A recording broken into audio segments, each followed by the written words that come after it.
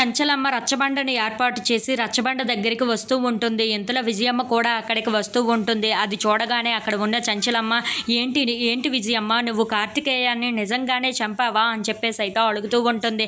ఆ మాటలు వినగానే అక్కడ ఉన్న విజయమ్మ అవును, నా మీద వచ్చిన అభియోగం నిజమే, నేనే కార్తికేయాన్ని చంపాను అని చెప్పేసి అయితే అంటూ ఉంటుంది. ఆ మాటలు వినగానే అక్కడ ఉన్న చంచలమ్మ అయితే ఒక్కసారిగా షాక్ అయిపోయి విజయమ్మ వైపు అలా చూస్తూ ఉండిపోతుంది.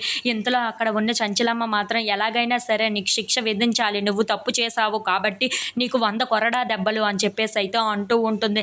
ఆ మాటలు వినగానే అక్కడ ఉన్న విజయమ్మ ఫ్యామిలీ అయితే చాలా కంగారు పడిపోతూ ఉంటారు. ఇంతలో అది చూసిన సింధూర చంటి వాళ్ళు కూడా ఏంటి ఇలాంటి నిర్ణయం తీసుకుంటున్నారు అని చెప్పేసి అయితే అనుకుంటూ ఉంటారు. ఇంతలో అక్కడ ఉన్న చంచలమ్మ మాత్రం ఓన్లీ నీకు 100 కొరడా దెబ్బలు మాత్రమే కాదు, అలాగే ఇంకో శిక్ష విధించాలి. అది ఏంటంటే నీకు 16 ఊరుల నుంచి 1 సంవత్సరం పాటు ఎలాంటి సహాయం లేకుండా చేస్తున్నాను అని చెప్పేసి అయితే అంటూ ఉంటుంది. ఆ మాటలు వినగానే అక్కడ ఉన్న విజయమ్మ అయితే ఒక్కసారిగా షాక్ అయిపోయి చంచలమ్మ వైపు చూస్తూ ఉండిపోతుంది. ఇంతలో అక్కడ ఉన్న సింధూర మాత్రం ఇప్పుడు ఇది ఎలా ఆపాలి అని చెప్పేసి అయితే ఆలోచిస్తూ ఉంటుంది. ఇంతలో ఊర్లో జనం, ఆ ఊరు జనం ఈ ఊరు జనం ఇద్దరు కొట్టుకుంటూ ఉంటారు. మా విజయమ్మ మంచిది అని అంటే మా చంచలమ్మ మంచిది అని చెప్పేసి అయితే కొట్టుకుంటూ ఉంటారు. ఇంతలో కలెక్టర్ అక్కడికి వస్తూ ఉంటాడు. అది చూడగానే అక్కడ ఉన్న చంచలమ్మ అయితే ఒక్కసారిగా షాక్ అయిపోయి కుర్చీలో నుంచి లెగిచి నించుంటూ ఉంటుంది.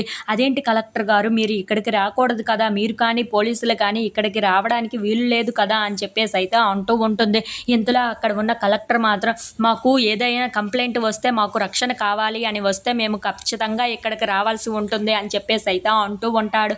ఆ మాటలు వినగానే అక్కడ ఉన్న చంచలమ్మ అయితే ఒక్కసారిగా షాక్ అయిపోతూ ఉంటుంది. అయినా మీకు కంప్లైంట్ ఇచ్చింది ఎవరు అని చెప్పేసి అయితే అడుగుతూ ఉంటుంది.